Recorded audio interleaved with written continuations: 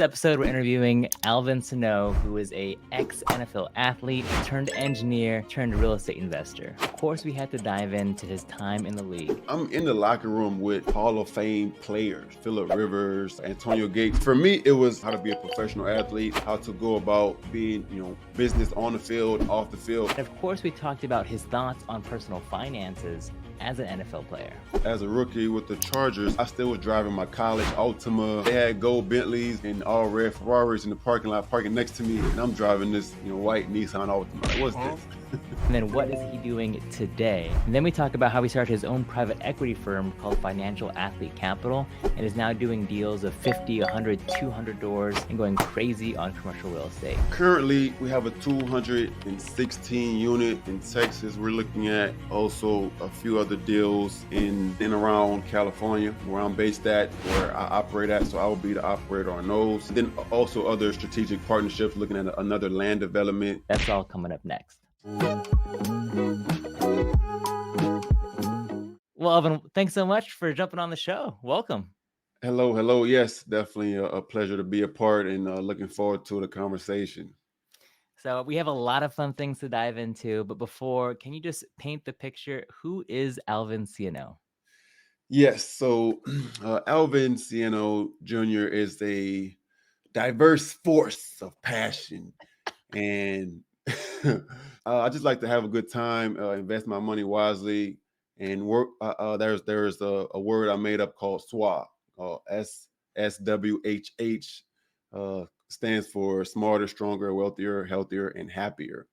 So that's really how I live my life. That really embodies who I am as an individual. How can I add to my knowledge? How can I add to my health and overall well-being? And how can I provide value and impact to the community, to my family, involved in several different nonprofit organizations, including NSBE, including Omega Psi Phi Fraternity Incorporated, including the NFL Players Association, and working with them as well.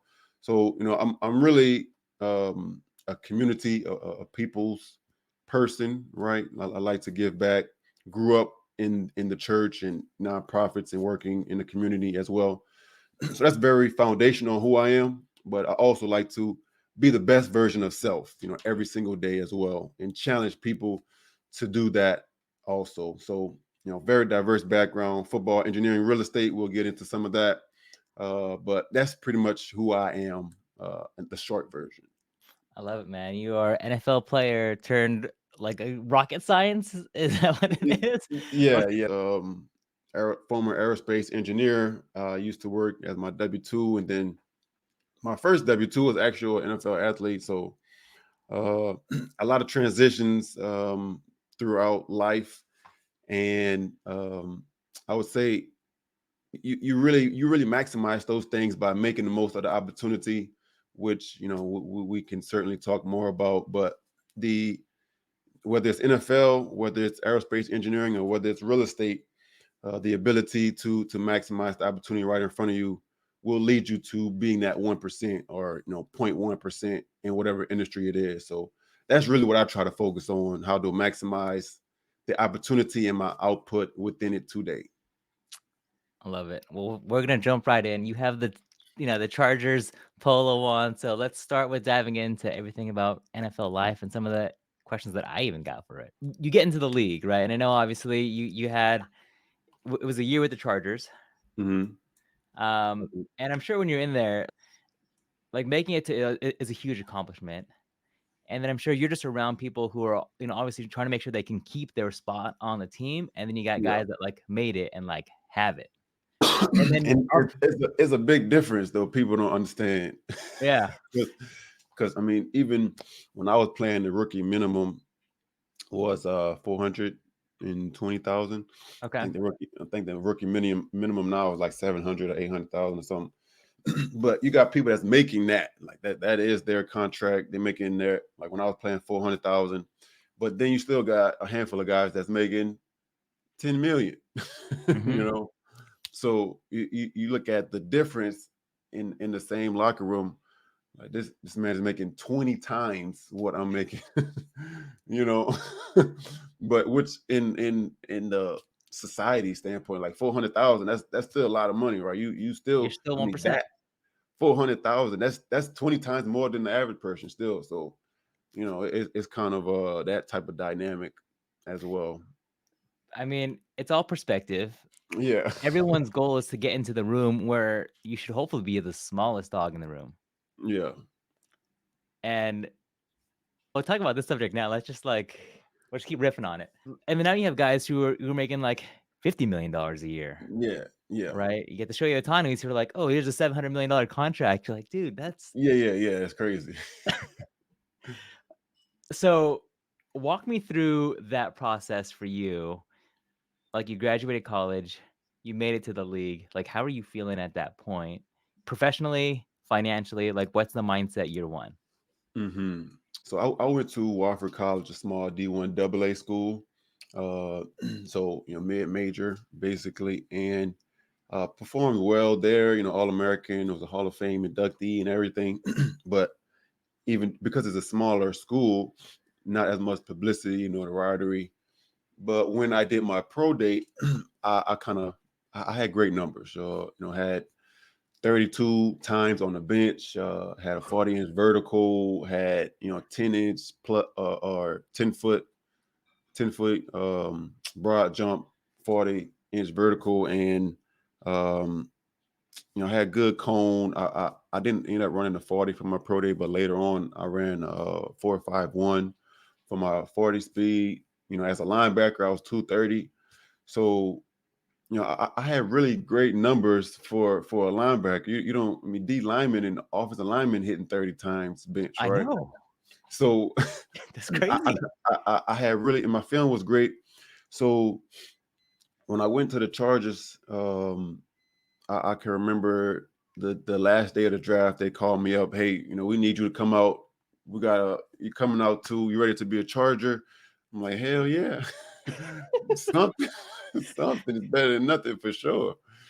So my agent called me and everything. I end up first thing in the morning, flew out to San Diego when it was down in San Diego, and I'm getting adjusted to everything. Training camp is crazy, right? Because it's pretty much football all day, every day, from sun up to sundown. And as we move into the season, start getting my first check.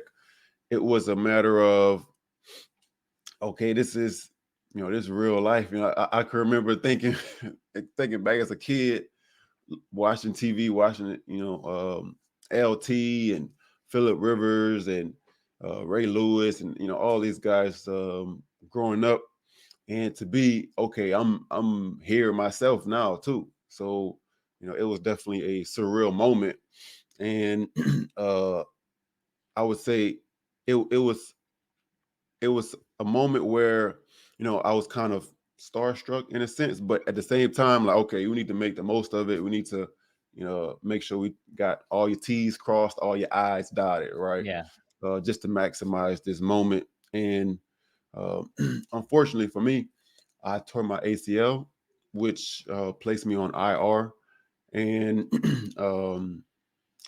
didn't allow me to really fulfill my full potential. Uh, but at the same time, I was able. I started working as an aerospace engineer in the off season while I was playing. So for a period of about 6 months, I was technically an NFL athlete and an aerospace engineer at the same time.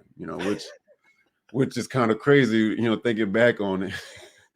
But it just allowed me opportunity, and that's really all you can ask for in life, right? Yeah. Everybody, your knowledge is up to you, your network is up to you, who you connect with. To a certain extent you create opportunity, but also to a certain extent you stumble upon opportunity. But you making the most of it, it's completely 100% up to you.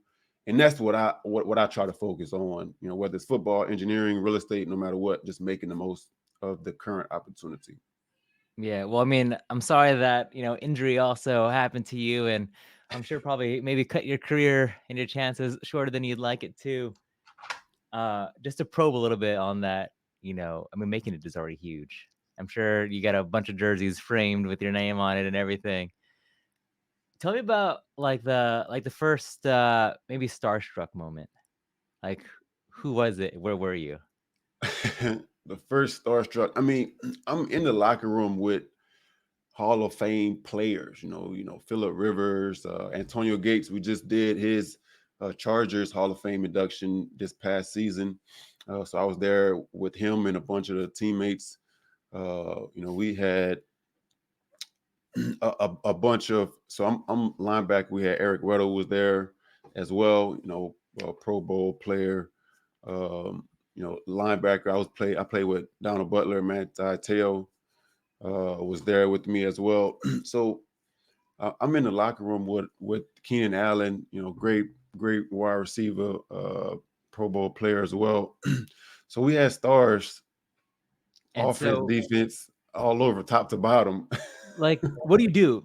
Like you are in the same team as them now. These like it goes from okay, I want to make the league to like I'm in the league. These are the dudes that we've been watching, and now they're next to me. Is it one of those, all right, just be cool until they talk to you? Or you're like, hey man, what's up? Like, how did you approach that? For me, it was more of a these are great guys, great people to learn from, how to be a professional athlete, how to go about being, business on the field, off the field. So for me, it's more of a, okay, these are guys I need to learn from. These are Yeah. mentors, teachers. Some people, they are starstruck. Some people are, they try to keep it cool and things of that sort.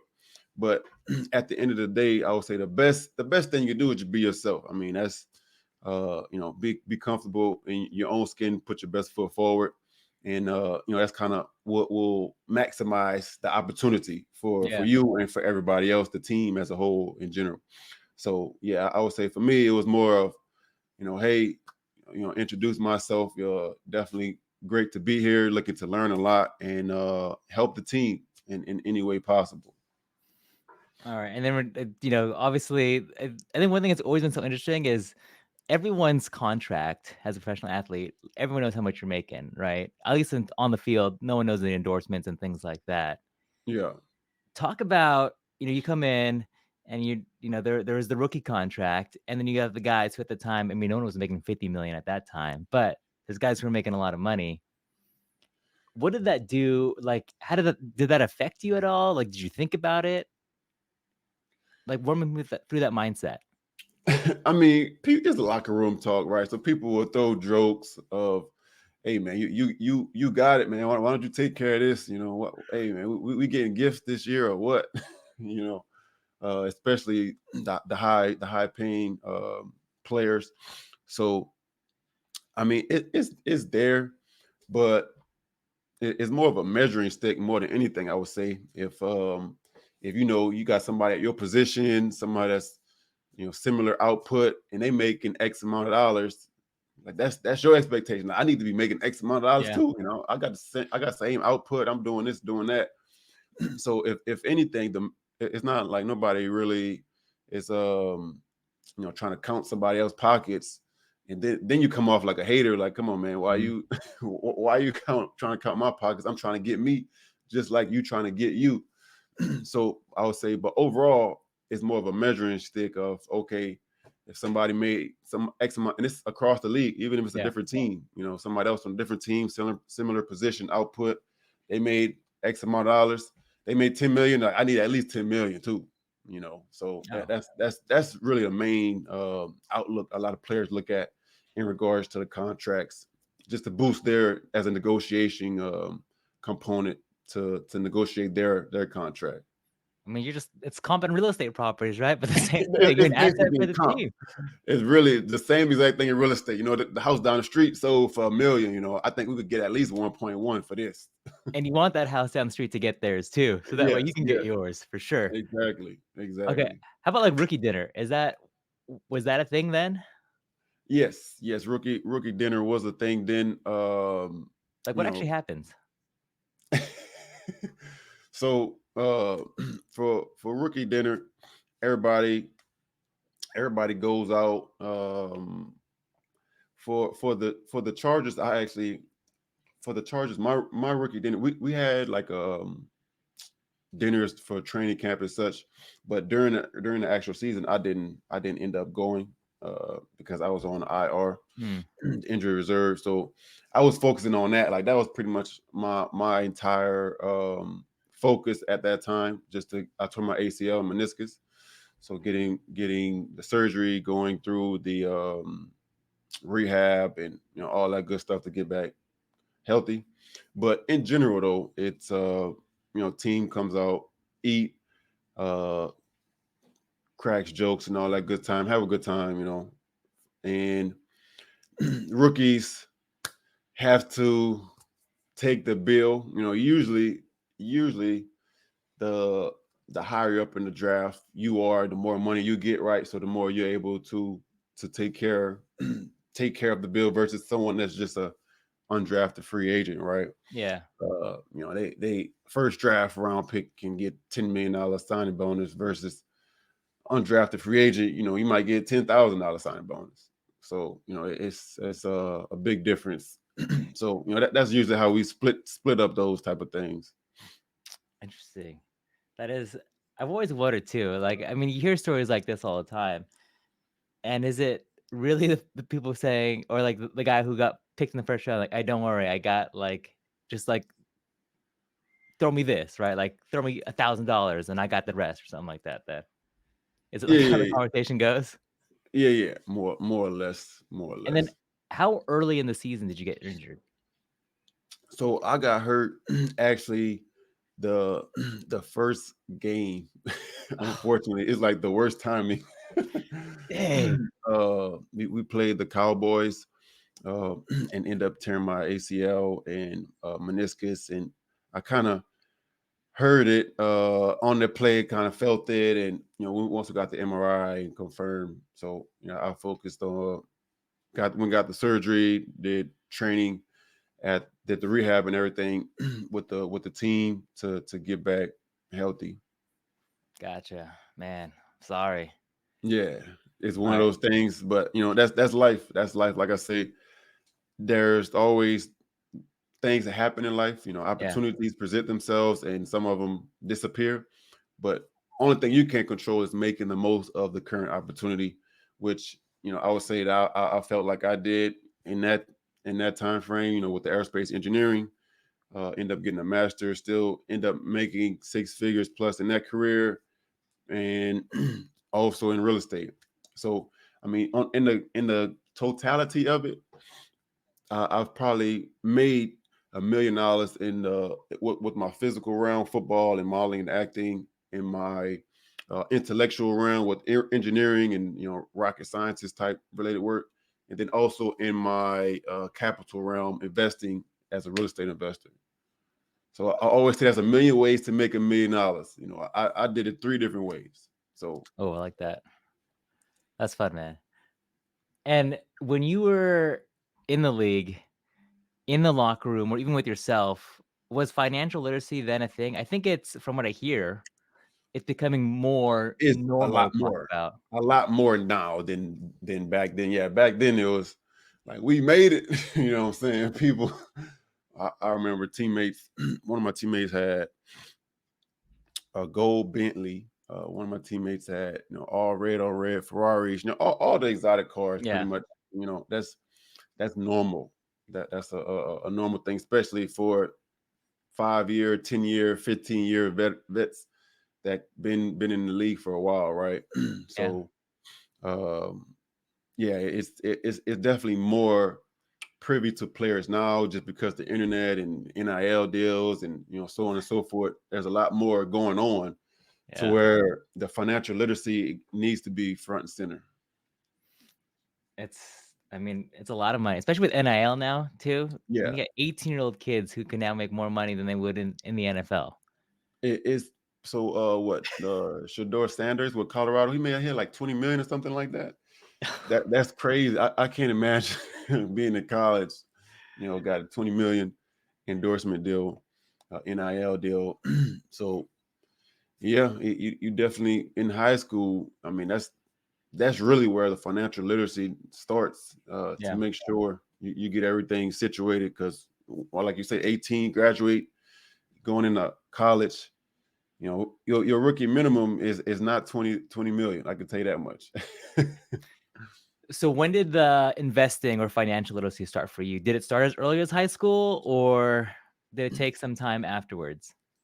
So I would say the presentation of it started early on. My dad and mom, they are investors. They have real estate properties back home in Louisiana, where I'm from, right outside New Orleans.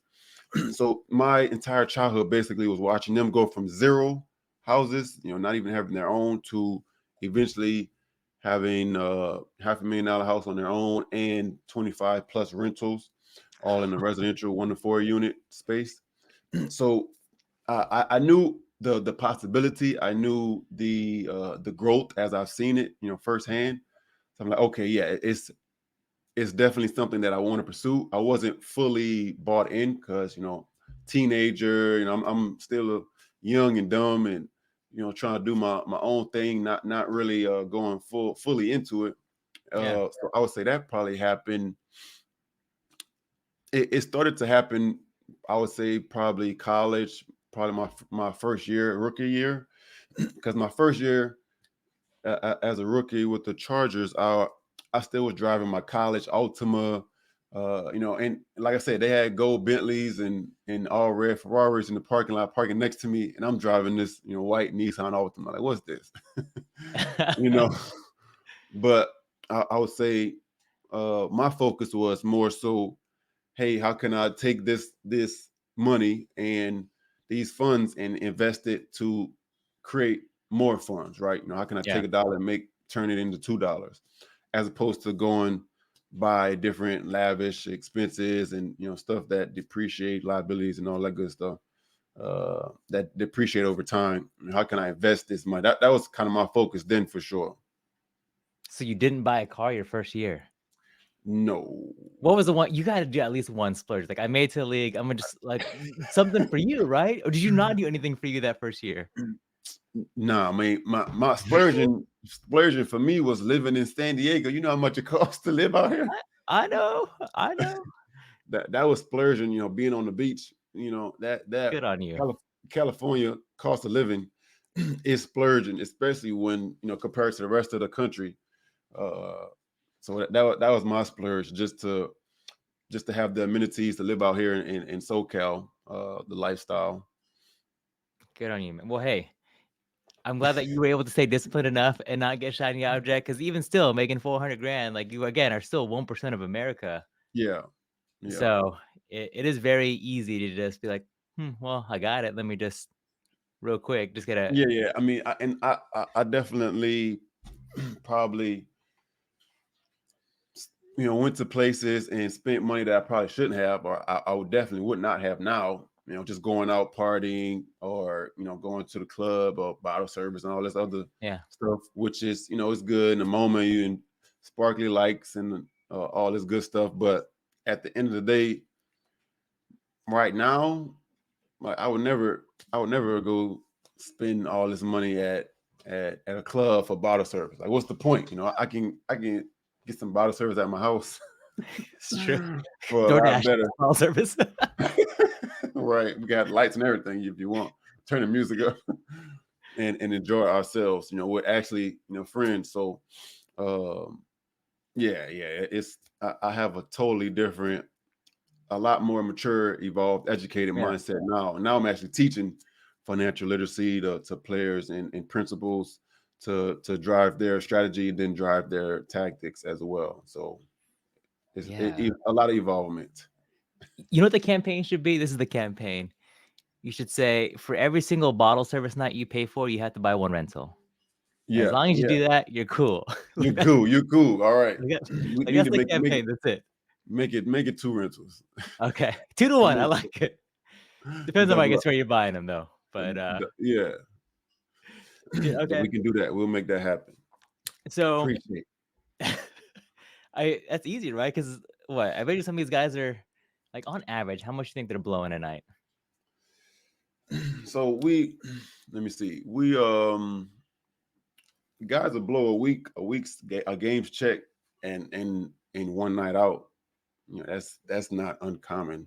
And, like, how much is So that? so it depends on where Where you you at. are, So but, like, if right. you just So a week's check can be for rookie minimum 30, 40,000, or even for somebody that's top of the league, a week's check that could be $1 million check for real. yeah, I know. Yeah. So it just depends. That's crazy. I know. You know, it's crazy. My first rental property, I put it $35,000 down, and that was my first rental property, which means, again, just buy 1 or 2 and then blow it. Right. That's 1 week's worth of check right there. Yeah. Dude, that's crazy. Okay, so tell me about the first deal. When did that happen in this trajectory? Like, how far did you buy it while you were in the league, or was this a couple years afterwards? Yeah, so this one, my own investment, not partnering with my parents or working with anyone else, was after. It was when I after my master's and when I started working as an aerospace engineer in LA. Got a property, a single family out in LA, and I kind of house hacked it, just co-living. So I just rented out all the rooms, and it allowed me to double my income I would have otherwise made on the property, and cash flow $1,000. So that's kind of unheard of, especially in California. How you because California markets, real estate is typically appreciation market, a high appreciation market, or a high cash flow market, right? Yeah. So I try to optimize both. So I look at appreciation markets, and how can I be creative in the cash flow to also maximize the cash flow on it. So that's what I did with the LA property. I'm in a high appreciation market, which I ended up was able to pull out $100,000 a year after buying it, and I'm already cash flowing $1,000 a month on it, just through the creative co-living strategy. So Dude. uh, Wait, it, it's it's huge. It's huge to be able to do something like that. so then how much did you buy that first house for? That one was 600,000. So 600,000, which is that's a moderate house down in California. Yeah, right. How many bedrooms? It's a 4 bedroom. And you're renting it to how many other was it 3 other people that you were living with? Yeah, so I rented it to 3 other people, and then eventually I moved out and just rented all 4 rooms. Yeah. Dude, bravo for, like, the amount of discipline that you've had, like, get drafted in the league, still keep your Ultima, leave, get your master's, are now an aerospace engineer, making decent money, and then still having roommates. Like, that is a level of discipline that not a lot of people have.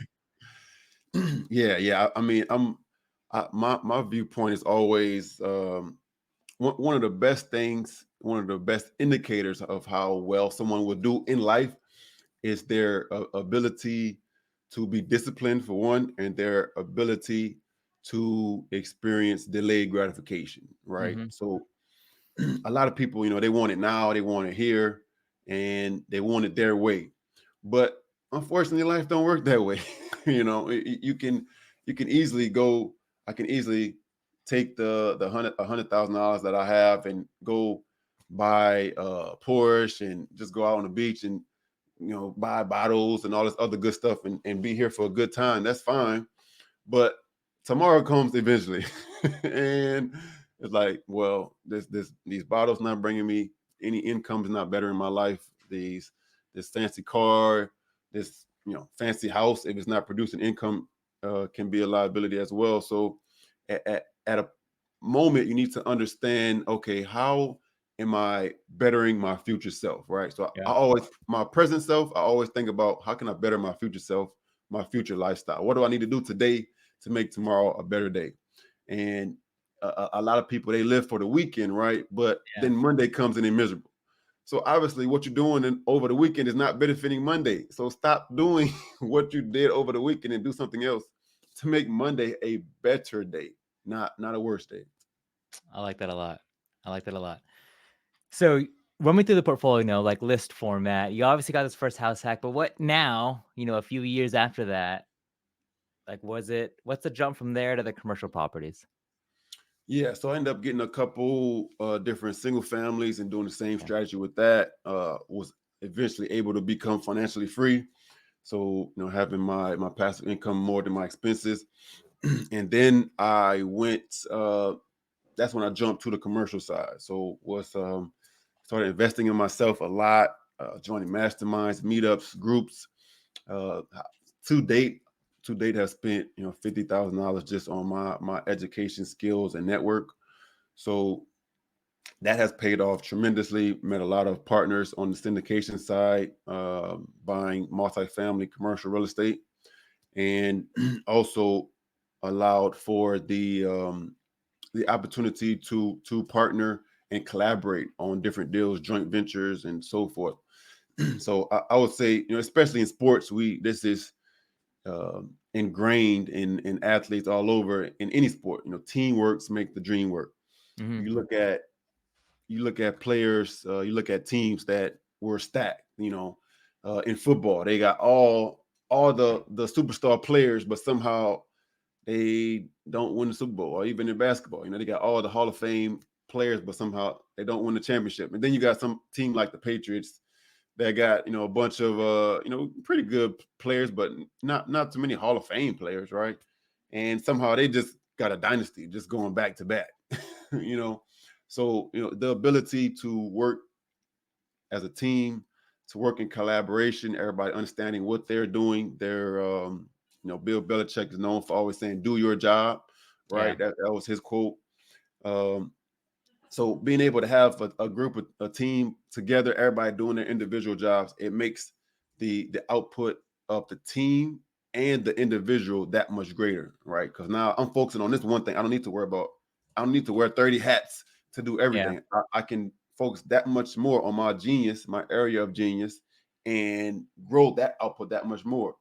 But guess what? You got four other people doing the exact same thing. So instead of just all of us individually wearing 10 caps, 10 hats, and we have a level 6 output. Now we all focusing on our own genius level 10 output. So now you got level 10 output in all 5 areas, and For sure. that much more of the growth and collaboration on the back end. So that has allowed me to grow tremendously in the past year. So, Alvin, let's get super tactical on that growth, right? And you were telling me before we pressed record, you said there's a 42 unit in Nebraska that you're part of, and a 19 unit somewhere else, a 16 unit in Texas. You did a JV in Hollywood for 8 units, and then you're closing on a 96 unit in 96 unit. Omaha. What's been the one thing that's allowed you to go from house hacking single family homes to then jumping into these big commercial deals? Because it's like you need track record, net worth, liquidity. There's a lot that you need to make these all happen. What's been the catalyst for you? So I would say the main catalyst is that I would say that there's always two things that you need to invest in, and then there's only one after you invest in those two things. There's only one thing that is needed of you. So the two things that you need to invest in is your education and your network. Your knowledge, what you know, how to implement different things. You gain experience through that as well, right? So when you're able to uh, expand your thought process, expand the experience, education, and different things that you can implement, strategies that you can implement and turn them into tactics, the better off you'll be, right? Yeah. Number two, expanding your network. Well, there may be some you don't know what you don't know. You can't learn something that you never even thought about or found about or you even know exists, right?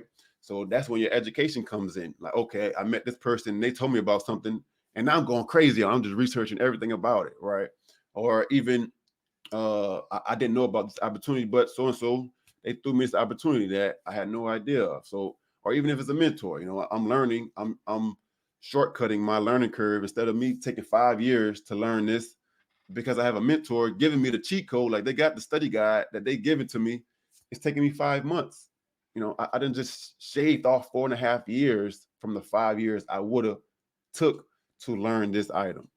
So those are the two things that I always invest in: your knowledge and your network. And you can in capital is one way to invest. You can invest your time, you can invest effort in so many ways you can invest, right? And then the the last thing, the third thing that you need to do is simply take massive action. Yeah. That's it. You already have the knowledge. Once you have the knowledge, once you have the network, now it's just up to you to act on it. Taking I have daily tasks that I hold myself to. So it's New Year, right? We begin in the year 2024. How I structure my resolutions is I have my 12-month 1 year goals. Then I have my monthly goals and my daily task. So notice my tasks are not goals. They're tasks. My daily Yeah. measurement points are not goals. Those are tasks. Those are things I need to get done that will get to my monthly and yearly goals. So I separate it to where every single day, what am I doing? What are things I need to hit to make sure I accomplish what I want to accomplish, right? So for me, it's spending a couple hours on my um, acquisitions and closing of leads and prospects, Yeah. and making sure I hit a certain amount of hours of creation, whether it be content or putting things out, articles, whatever, and then making sure I hit my time on education. I always end every night. I always end on education, learning books, ebooks, reading articles, videos, whatever the case may be. And that's kind of how I bring it all Yeah. together to go from the single family, just with roommates, to looking at 100 units and $100 million deals. For sure. I mean, if someone wants to buy their first deal, they will not get their first deal by reading another book. They will get their first deal by making more offers and For sure. underwriting more deals. And so action is the most essential part of it all. Yeah, that ties it all together for sure. All right, let's have some fun. Let's pick apart one of your deals. You were telling me what was the one that we wanted to go over? Was it a The Nebraska deal? 42, yeah, the 42 unit in Nebraska. So how So much did you get that deal for and how'd you find it? so that one was what, $3 million deal. We through just through broker relations, the relationships network again, just people bringing you deals, connecting, like, hey, I got this going on, like I might be interested. Okay. So you got that through network and bought it for 3 million Okay. So you got for 3 million and you closed on that one in June. June. So like 7 months ago. Yeah. Okay, awesome. And then how'd you finance it? How much did you have to raise? Did you syndicate that deal? Yeah, that was a syndication. So we raised 1.1 million on it as equity position, and then did a debt loan debt for the rest of it. Nice. Is that fixed debt too? Or how long Yes. is the term on it? So it was 5 year, 30 year amortized. So Yeah, 5 year interest only, awesome. or, And then or, or 5 year fixed with a 1 year interest only, I think it was. gotcha. And then what's the plan on that ultimately? So the plan on that one is to value add, implement the value add strategy, and then eventually refinance it once stabilized. Keep on producing profits to our investors, and then sell eventually. Ah, Probably like 8 to 10 years. I gotcha. Okay, that's fun. So you have a maybe like a 5-year refi period and then hold it for another Yeah, 5 years if you can return some of their capital back and say, hey, you hopefully either give it all back to them and or do you are you okay parking a little bit? yeah. So I mean, so the crazy part is, like, we've been the team, the operators. We got real great boots on the ground. Going back to partnerships, great partners, partner with Well Capital on that one, and where you mentioned 7 months. We're 7 months out into the value add strategy, but we're already hitting our year 3 rent projections. So we technically we probably can give back our capital within 1 or 2 years. So we don't even have to wait the full 4 or 5 years, and then everything after that will be profit. So the plan was to 3x our investors money on this one. Dude, that is a solid return. Good job. Yeah. So, I mean, and this is now all part of your new company, your private equity firm, Financial Athlete Capital. Tell me what's the goal there? Ultimately, what's the What's the Dream Vision Board? Yes, yes. So with Financial Athlete Capital, working and partnering with a lot of other great operators across the country in different markets, we focusing on athletes, current and former athletes, and first laying the foundation for education and the principles, from an investment standpoint, then showing how we can use that education and to implement different strategies like syndications, for example. That's just one of the strategies, but also um, I also do life insurance components, also JV components, other strategies, as opposed to just putting your money in the stock market, right? The stock market roller coaster. You never know if it's going up or down, and you have no control over it. So investing in things that we can control and have sort of a guaranteed understanding of where the outcome and the growth will be. Yeah. So from that, moving it into the tactics and implementation of, okay, now we got, this is what we are looking at, this is our end goal, and this is where we want to invest our money, this is the expected return, and how do we make sure that happens. That's probably the biggest difference between the haves and the have nots.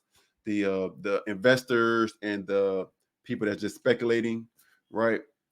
Being able to put your money into, I don't know if you ever read the Intelligent Investor book, Mm. or I've heard about it, but I haven't read it yet.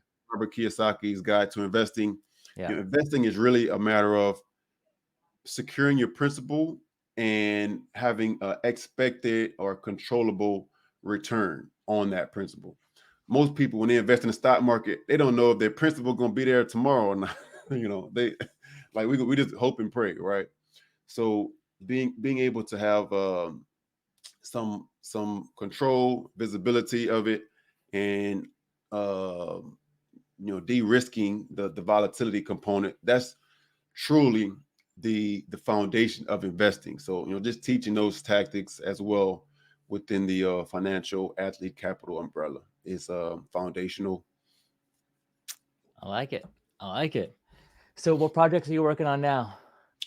So currently, we have a 216 unit in Texas. We're looking at also a few other deals um, in and around California, where I'm based at, where I operate at. So I will be the operator on those.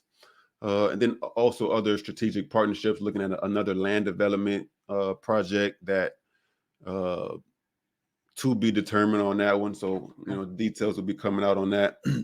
So there's plenty of opportunity. I Yeah. always say opportunities pass people every single day. It's just a matter of, or first, do you have the knowledge to see it? That's why I say the two things: knowledge to see it, and then network. The second thing, the network to make the most of it and take advantage of it, right? Because you can see the opportunity, but if you don't have the resources, the capital, the network, the people to get it done, then you're just looking at it. Yeah. You're not getting it. You're not making it happen, right? So that's the focus. That's the focus for us. Okay. I like it. Well, if you need another, if you ever need another partnership group, let us know. I mean, we did 111 units in Dallas last year, and Nice. we're looking for our Nice. next deal too. Ideally in Texas or in the Midwest. We're always Yes. looking to team up too. Oh yes, yes, we definitely do the Midwest and Texas Sun Belt markets as well. So yeah, we can certainly make that happen. Make that follow up call. Yes, yes, follow up call for sure. Okay, so let's go into our last call section. I'm kind of make this my lightning round. I'm gonna add a couple extra NFL questions just for fun though. Okay. So you mentioned that in your pro day you benched the 225 32 times. What was your max then? Man, my max, I don't even know. It was because we never really did. We started to stop doing the one rep max just from like an injury standpoint. Yeah. Um, but I imagine it was up close to 500 range, Jeez. maybe like four between 4 and 500 Okay. range. I mean, hitting 225 for 32 reps at 230. That's that's a lot, man. That's Yeah, a that was that. That's my prime. That was back in my prime. I'm on cruise control now. No, I like your maintenance But mode, man. Maintenance. yeah, Just staying fit. yeah, yeah. We just staying fit, you know. All right, who squatted the most in the locker room while you were there? Oh man, I mean, definitely. So professionally, nobody really maxed out. That's No one not wants to get really. hurt. Yeah, yeah, yeah. That nobody. Everybody getting paid. We not over here trying to. We're not here trying to do a strongman competition. Yeah. Nothing of the sort. But I will say in college, we definitely still did maxing out days.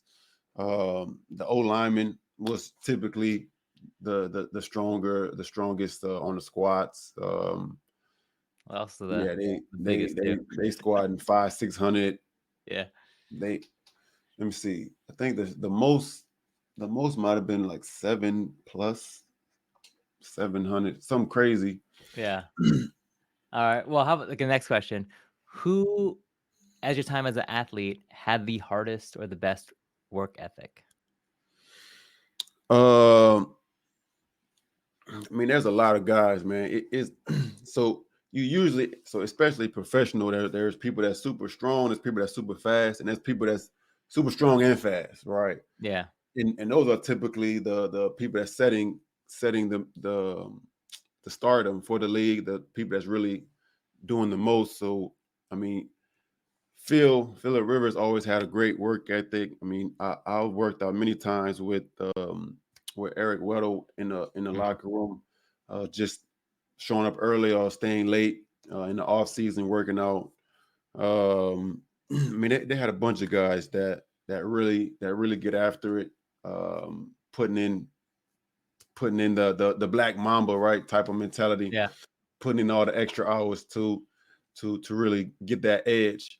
So yeah, I mean, around the league, you really can look at whoever the people that typically has the highest outputs. Excuse me, the people that typically has the highest outputs. Those are the people that usually putting in the extra little bit of work because you got to realize at that level, you're already in the top 0.1%. So Mhm. the difference in you going from like a 95 from a 90 to a 95, you got to put in so much amount of work. But to go from 95 to 96 is probably twice as much as work as it took to go from 90 to 95, right? Yeah.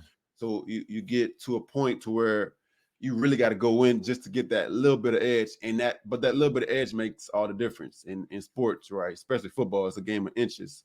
So that 1 inch will get you a first down, can get you continue to drive, can get you to win the game, can get you to continue the season into the playoffs, could actually win you the Super Bowl. Yeah. No, I agree. I agree. It's becomes incrementally harder the higher you are at what you do. For sure.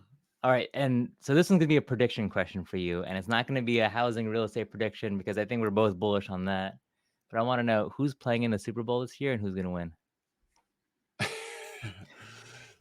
Let me see. I mean, the Eagles have definitely been playing well. I know the Chiefs always got a chance with Mahomes. Yeah, I know, and that'll kind of just be a repeat. Man, you thinking Eagles Chiefs? Remember, I'm in the Bay Area, so as much as the Niners have made it so close, I I mean, root the for Niners got a great team. I definitely do like the Niners. I don't know if they have. it's gonna hold up. Is that what you're saying? Yeah, I don't know if it's going to hold up. I mean, because in football, defense win championships. We know that, but you need to have when things get shaky, you need to have a great quarterback that can bail you out of situations. That's Oh, that's you're not a probably. Brock Purdy believer yet. Oh, I mean, and I'm not saying I know. anything bad. I'm saying that you you just need that intangible aspect to get you out of holes because sometimes teams uh one turnover can just put the team in just a bad position in the game, right? That's the difference. In the playoffs, everybody good. So Yeah. even if you a one touchdown favorite, you make one mistake and gave up a touchdown. Now you didn't gave up your favorite aspect on the Yeah, odds, right? So having a creative quarterback like a Mahomes or um, you know somebody that is able to get you out of situations that just create something out of nothing off of a dead play goes a long way, especially in the playoffs. So for we'll sure. see. I mean, I'm always a fan of I'm always a fan of good competition. Yeah, I mean, you want the game to be competitive for sure. Yes. Okay, last question. What's the most memorable drink you've ever had? Memorable drink. Yep. Who was it with? I drink What high was quality it? H2O. But, I mean, it could be anything. Like, it could be did you have a special toast when you got into league or when you got your first commercial property? Did you go out for dinner with someone? Was it a coffee meeting? Like, what is doesn't have to be alcohol, could be. But what's the first thing that came to mind? You had something. uh, I mean, so I, I'm not much of a celebrator, honestly. My wife always tells me, "Hey, you need to celebrate more," but I I do like to celebrate large accomplishments. You know, Okay. I definitely do like to do that. I don't celebrate the small wins enough, so I need to start doing that more. But I would say the when I made it to the league, you know, made it to the NFL was definitely a celebratory moment.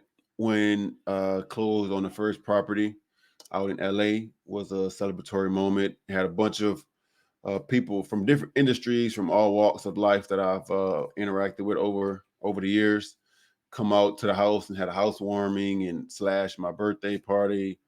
Had a couple friends from New Orleans that live out here in LA make jambalaya and crawfish and red beans and rice and all the Louisiana Creole Yeah. Cajun cuisines. Uh, so I mean, I would say for me, it's every celebration that I've ever had accomplishing anything with the people that are in my life has been a great celebration. You know, I like to I make the most of every day. I like to say my next move is my best move. So you know whatever my previous best was, that's great and all, but just wait till you see the next one coming up. You know, so I'm a live in a moment type of guy. You know, you definitely got to Okay. enjoy the now. So right now, this toast right here, this toast. I appreciate that, man. I appreciate that. Be like, let me get my water bottle. Oh, see, there you go. H2O. H2O. All right. And then for anyone who wants to get connected with you, learn more about your private equity firm, where do you want to send them? Yes, yes. So I'm on all social media. The number one Sciano, my last name. So you can find me letter A number one SCIONEAUX, all social media, or you can go to financialathletecapital.com on website to learn more information. Or you can send me a DM on social media. I'm certainly available. Let me know any collaborations there may be. We can certainly work that out. I'm actually looking at doing a few different partnership programs on more of an education and strategy implementation. So you know, those are some things to look out for coming up here in a month or two to release as well. So I'm not hard to find, like they say. I ain't hard I to got find. it. And for those who are listening, whether you're listening on podcast or on YouTube, I will link that all down in the description too, so that way you can reach out to him. And if you are on podcast and you want to see what the handsome face looks like, you should watch it on YouTube. The last plugs. If you did enjoy this episode, please make sure to give it a like and subscribe. We'll have a lot more fun conversations just like this. But Alvin, I really enjoyed this conversation a lot. Got to mix in a little bit of obviously my own kind of love for football, Yes, and as yes. well as been talking about some wealth building with real estate. So appreciate you, man. Appreciate you as well, Josh. Had a good one.